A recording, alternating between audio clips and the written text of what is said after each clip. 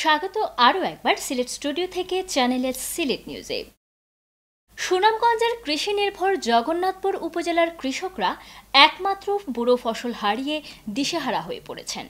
পানি উন্নয়ন বোর্ডের দুর্নীতিবাজ কর্মকর্তা, ঠিকাদার ও পিআইসির দায়িত্বশীলদেরকে গ্রেফতার সহ ৬ দফা দাবিতে রাজপথে নেমেছেন কৃষকরা। আমাদের জগন্নাথপুর প্রতিনিধি অমিত দেবের পাঠানো তথ্য ও চিত্রে হাওরের ফসল হারানোর দুঃখ কষ্ট আন্দোলন নিয়ে একটি ডেস্ক রিপোর্ট।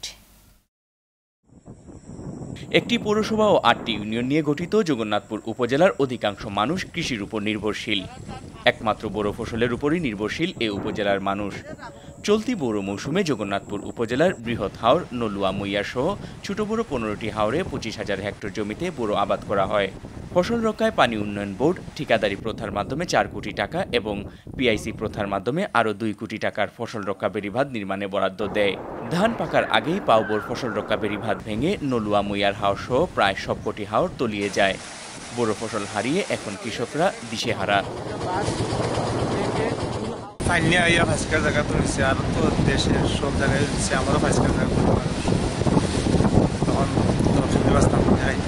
বাচ্চা লইয়া হলো কেলান খাইতাম রাস্তা বহু টাকা খরচ করে পাই করছি, মানে ঋণও দিতাম পারতাম না।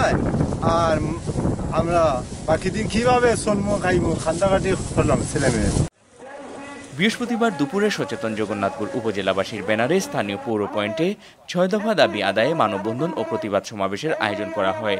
মানববন্ধন শেষে পৌর মেয়র আব্দুল মোনাফের সভাপতিত্বে ও উপজেলা হাওর উন্নয়ন পরিষদের সাধারণ সম্পাদক সিদ্দিকুর রহমানের পরিচালনায় বক্তব্য রাখেন চিলাউড়া হলদিপুর ইউনিয়নের সাবেক চেয়ারম্যান আব্দুল হান্নান চৌধুরী সুফি মিয়া, হাওর উন্নয়ন পরিষদের সভাপতি শহীদুল ইসলাম বকুল, উপজেলা আওয়ামী লীগের যুগ্ম সম্পাদক সাবেক পৌর কাউন্সিলর লুৎফুর রহমান সহ আরও অনেকে।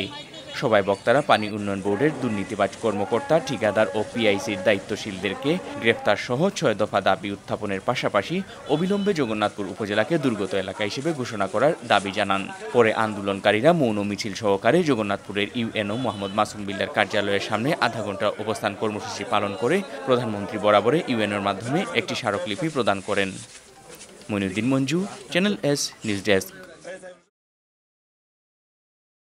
ওসমানীনগর উপজেলার উসমানী স্মৃতি জাদুঘরে মঙ্গলবার দয়ামীর ওয়েলফেয়ার ট্রাস্টের উদ্যোগে ফ্রি খতনা অনুষ্ঠানের আয়োজন করা হয়।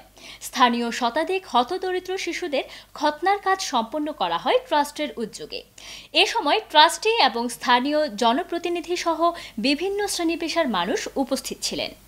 খতনা অনুষ্ঠানে উপস্থিত অতিথিবৃন্দ বলেন, দয়ামীর ওয়েলফেয়ার ট্রাস্ট দরিদ্র অসহায় শিশুদের খতনা সম্পন্ন করায় তাদের পরিবার আর্থিক ব্যয় থেকে মুক্তি পেয়েছে। বক্তারা বলেন, সুদূর প্রবাসী থেকেও ট্রাস্টের উদ্যোক্তারা তাদের কষ্টার্জিত টাকা দিয়ে যেভাবে মানুষের কল্যাণের সাহায্যে সহযোগিতা করছেন তা প্রশংসার দাবি রাখে।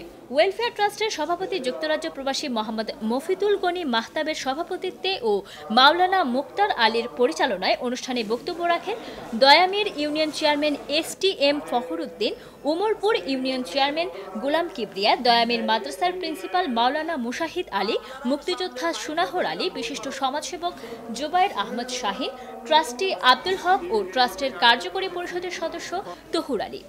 অনুষ্ঠানে ইউনিয়নের পক্ষ থেকে ট্রাস্টের সভাপতিকে সম্মাননা ক্রেস্ট প্রদান করা হয়। এই ট্রাস্টের মহৎ লক্ষ্য হচ্ছে দয়ামীর ইউনিয়নের গরিব দুঃখী মেহনতি মানুষের কল্যাণে কাজ করা। মার্চের শেষ এবং এপ্রিলের প্রথম সপ্তাহে প্রাক বর্ষা মৌসুমে সিলেটে স্বাভাবিকের চেয়ে ৩ গুণেরও বেশি বৃষ্টিপাত হয়েছে। আবহাওয়া বিভাগ এটিকে অস্বাভাবিক হিসেবে আখ্যায়িত করে প্রাকৃতিক বিরূপ প্রভাবের কারণে আবহাওয়াগত এ পরিবর্তন বলে জানিয়েছেন। এছাড়াও দেশে বজ্রপাতের মাত্রা আশঙ্কাজনক বৃদ্ধি পাওয়ায় সরকার বজ্রপাতের ঘটনাকে জাতীয় দুর্যোগ হিসেবে ঘোষণা করেছে। বিস্তারিত জানাচ্ছেন আমাদের বিশেষ প্রতিনিধি আব্দুল মালিক জাকা। ক্যামেরায় ছিলেন রুহিন আহমেদ। মার্চ থেকে মে ৩ মাস সময়কে প্রাক বর্ষা মৌসুম হিসাবে অভিহিত করা হয়। এ সময়টায় স্বাভাবিক মাত্রায় বৃষ্টি হওয়ার কথা থাকলেও এবছর ছিল এর ব্যতিক্রম। সিলেটে মার্চে বৃষ্টি হয়েছে ৪৭৮ মিলিমিটার, আর এপ্রিলের ৫ তারিখ পর্যন্ত বৃষ্টিপাত রেকর্ড করা হয়েছে প্রায় ৩০০ মিলিমিটার, যা ছিল স্বাভাবিকের তুলনায় ৩ গুণেরও বেশি। পরবর্তীতে ২৮ তারিখ থেকে প্রচুর বৃষ্টিপাত হয়েছে, যা অনেকটা রেকর্ড পর্যায়ে চলে গেছে, বড় ধরনের একটা রেকর্ড পর্যায়ে। টোটাল বৃষ্টিপাতের যে পরিমাণটা আছে তার প্রায় অনেক উপরে চলে গেছে, প্রায় 3 টাইমস বেশি হয়ে গেছে। প্রকৃতিতে বিরূপ প্রভাবের কারণে মূলত অসময়ে অস্বাভাবিক বৃষ্টি। আমরা বলতে পারি যে এটা আবহাওয়াগত এই পুরো বৈষয়িক পরিবর্তনের সাথে সাথে এটার একটা প্রভাব আমাদের দিকে এটা পড়ছে, যার কারণে এই ধরনের পরিবর্তন হচ্ছে। অকাল বন্যায় সুনামগঞ্জ সহ বিভিন্ন এলাকার কয়েক হাজার হেক্টর ফসলি জমি তলিয়ে যাওয়ায় ব্যাপক ফসলহানি ছাড়াও বাড়ে তীব্র জনদুর্ভোগ। অসময়ে এরূপ বন্যার কারণ সম্পর্কে এ আবহাওয়াবিদের অভিমত। যেহেতু আমাদের সুনামগঞ্জের কিছু অংশ জাস্ট উপরের অংশ লেগে পাহাড়ি অঞ্চল এবং একবারে ফ্ল্যাট সমতল লেগে সুনামগঞ্জ এলাকাটা, তা আমাদের স্থানীয় বৃষ্টি পাশাপাশি আমাদের ওই যে আমাদের উজানে যেটা যে বৃষ্টি হয় সেই দুই বৃষ্টিটা যদি অ্যাকুমুলেটেডে মিলে যায় তাহলেই কিন্তু বন্যা হয়ে যায়, এবং এবছর কিন্তু তাই হয়েছে। 2016 সালে বাংলাদেশে বজ্রপাতে 2 শতাধিক মানুষের মৃত্যু হয়। একই বছর দেশের বিভিন্ন স্থানে একদিনেই বজ্রপাতে 61 জন মানুষের প্রাণহানি ঘটে। এমন ভয়াবহতায় মানুষের মাঝে সচেতনতা সৃষ্টির লক্ষ্যে 2016 সালে সরকার বজ্রপাতকে জাতীয় দুর্যোগ হিসাবে ঘোষণা করে। লোকজন মারা গেছে এবং বজ্রপাতের সংখ্যাও বেড়ে গেছে, এবং সেই বজ্রপাত হওয়ার কারণে লোকজন মারা যাওয়ার কারণে সরকার জাতীয় দুর্যোগ হিসাবে ঘোষণা করেছে বজ্রপাতকে, মানুষের মধ্যে সচেতনতা সৃষ্টি করার জন্য, যাতে এটা থেকে করা যায়। তো যেহেতু আমরা বজ্রপাতকে সেভাবে মোকাবিলা করতে পারবো না, তার জন্য আমাদেরকে সেফটির জন্য চিন্তা করতে হবে। আগামী ভরা বর্ষা মৌসুমে মাঝারি ও ভারী থেকে প্রবল বৃষ্টিপাত আর ঝড় ঝঞ্ঝা হতে পারে, এমনও আভাস দিয়েছে আবহাওয়া বিভাগ। Abdul Malik Jaka, channel S news, Sylhet. Bishwanath উপজেলা পরিষদের চেয়ারম্যান সুহেল আহমদ চৌধুরী বলেছেন, প্রবাসীরা এলাকার আর্থ সামাজিক উন্নয়নের পাশাপাশি শিক্ষার উন্নয়নে আন্তরিকভাবে কাজ করে যাচ্ছেন। বিশ্বনাথের দৌলতপুর ইউনিয়নের পূর্বপাড়া গ্রামের শিক্ষানুরাগী যুক্তরাজ্য প্রবাসী কমিউনিটি নেতা আলহাজ শফিক মিয়ার সংবর্ধনা অনুষ্ঠানে প্রধান অতিথির বক্তব্যে তিনি এসব কথা বলেন। পূর্বপাড়া সরকারি প্রাথমিক বিদ্যালয়ের নবগঠিত পরিচালনা কমিটির সভাপতি নির্বাচিত হয় তাকে এ সংবর্ধনা দেন নোয়াগাঁও, কুনাউড়া, নোয়াগাঁও ও পূর্বপাড়া গ্রামবাসী।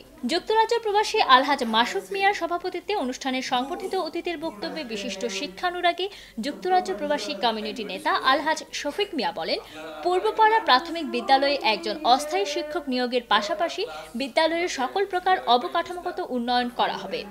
হাফিজ আরব খানের উপস্থাপনায় অনুষ্ঠানে বিশেষ অতিথির বক্তব্য রাখেন বিশ্বনাথ উইমেন্স কলেজের সিনিয়র প্রভাষক মুফতি মাওলানা ইসলামুজ্জামান, বিশিষ্ট সমাজসেবক আলহাজ নজরুল ইসলাম হান্দু মিয়া ও স্থানীয় ইউপি সদস্য হিরণ মিয়া। অনুষ্ঠানের শুরুতেই স্বাগত বক্তব্য রাখেন বিদ্যালয়ের সহকারী শিক্ষক প্রমেশ কুমার দাস এবং যুব সমাজের পক্ষে বক্তব্য রাখেন কবির মিয়া। অনুষ্ঠানে বিশেষ অতিথি ছিলেন প্রবীণ মুরব্বী আব্দুল কুদ্দুস, শিক্ষানুরাগী নুরুদ্দিন, যুক্তরাজ্য প্রবাসী আনসার মিয়া, প্রবাসী আব্দুস সালাম, বিদ্যালয়ের প্রধান শিক্ষক রাহিমা বেগম, সমাজসেবক আশিক মিয়া, ওয়ারিস আলী, শেবুল আহমদ, আব্দুল কাদের।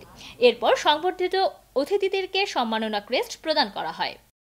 মৌলভীবাজারে চিফ জুডিশিয়াল ম্যাজিস্ট্রেট আদালতে পুলিশ, ম্যাজিস্ট্রেট, আইনজীবী, স্বাস্থ্য ও বন বিভাগের প্রতিনিধিদের অংশগ্রহণে অনুষ্ঠিত হয়েছে পুলিশ ম্যাজিস্ট্রেসি কনফারেন্স। মৌলভীবাজারে চিফ জুডিশিয়াল ম্যাজিস্ট্রেট আদালতের মিলনায়তনে এ কনফারেন্সের উদ্বোধন করেন Moulvibazar chief judicial magistrate AQM Nasir Uddin.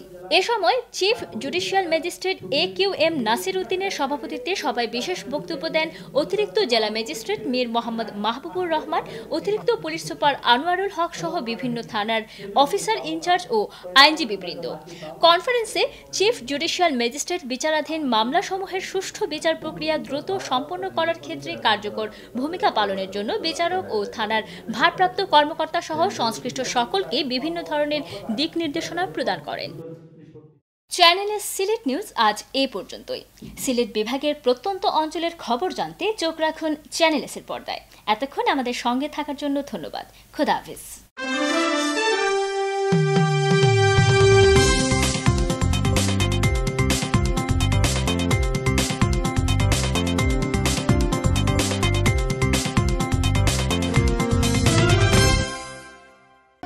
সব সুযোগ সুবিধা সুবিধা নিয়ে আপনার আতিথেয়তায় প্রস্তুত আমানুল্লাহ কনভেনশন সেন্টার। এখানে সেমিনার, বিয়ে, জন্মদিন সহ সব ধরনের পার্টির আয়োজন করুন নিশ্চিন্তে। 65,000 স্কয়ার ফিটের সেন্টারের সুপরিসর হলরুমে 800 অতিথিকে আতিথেয়তা করা সম্ভব। রয়েছে আরো 500 অতিথি স্থান সংকুলানের ব্যবস্থা। 120টি গাড়ি পার্কিং, সেন্ট্রাল এসি, সার্বক্ষণিক জেনারেটর, ওয়াইফাই এবং সেন্টার জুড়ে আছে সিসি ক্যামেরা। ইভেন্ট ম্যানেজমেন্টের জন্য আমরা রয়েছি আপনার পাশে।